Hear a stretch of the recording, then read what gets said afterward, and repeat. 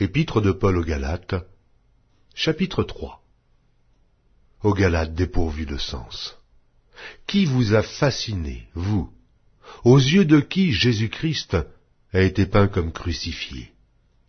Voici seulement ce que je veux apprendre de vous. Est-ce par les œuvres de la loi que vous avez reçu l'Esprit, ou par la prédication de la foi? Êtes-vous tellement dépourvus de sens? Après avoir commencé par l'Esprit, voulez-vous maintenant finir par la chair? Avez-vous tant souffert en vain? Si toutefois c'est en vain.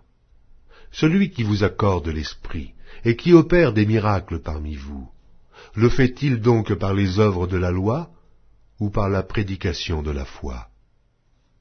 Comme Abraham crut à Dieu et que cela lui fut imputé à justice, reconnaissez donc que ce sont ceux qui ont la foi, qui sont fils d'Abraham.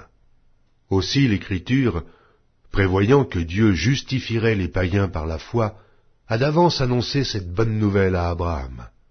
Toutes les nations seront bénies en toi, de sorte que ceux qui croient sont bénis avec Abraham le croyant. Car tous ceux qui s'attachent aux œuvres de la loi sont sous la malédiction, car il est écrit: Maudit est quiconque n'observe pas tout ce qui est écrit dans le livre de la loi, et ne le met pas en pratique. Et que nul ne soit justifié devant Dieu par la loi.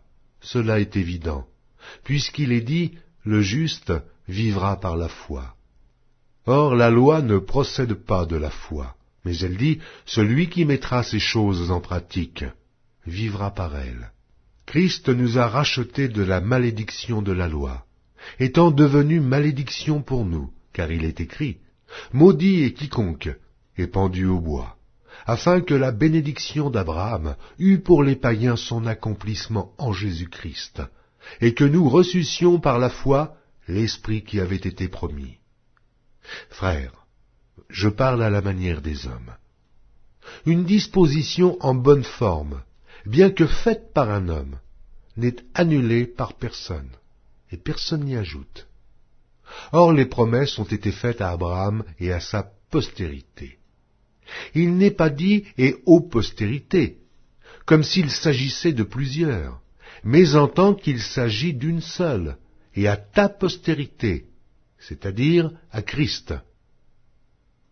Voici ce que j'entends. Une disposition que Dieu a confirmée antérieurement ne peut pas être annulée, et ainsi la promesse rendue vaine par la loi survenue 430 ans plus tard. Car si l'héritage venait de la loi, il ne viendrait plus de la promesse. Or, c'est par la promesse que Dieu a faite à Abraham ce don de sa grâce. Pourquoi donc la loi? Elle a été donnée ensuite à cause des transgressions, jusqu'à ce que vînt la postérité, à qui la promesse avait été faite. Elle a été promulguée par des anges au moyen d'un médiateur. Or, le médiateur n'est pas médiateur d'un seul, tandis que Dieu est un seul.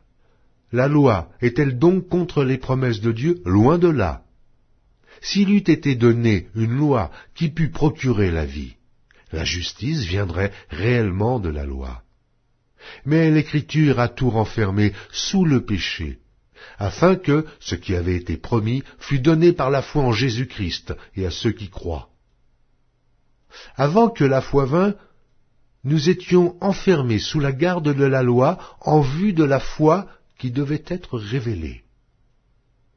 Ainsi, la loi a été comme un pédagogue pour nous conduire à Christ, afin que nous fussions justifiés par la foi. La foi étant venue, nous ne sommes plus sous ce pédagogue, car vous êtes tous fils de Dieu, par la foi en Jésus-Christ. Vous tous qui avez été baptisés en Christ, vous avez revêtu Christ. Il n'y a plus ni juif ni grec, il n'y a plus ni esclave ni libre, il n'y a plus ni homme ni femme, car tous vous êtes un en Jésus-Christ. Et si vous êtes à Christ, vous êtes donc la postérité d'Abraham, héritier selon la promesse.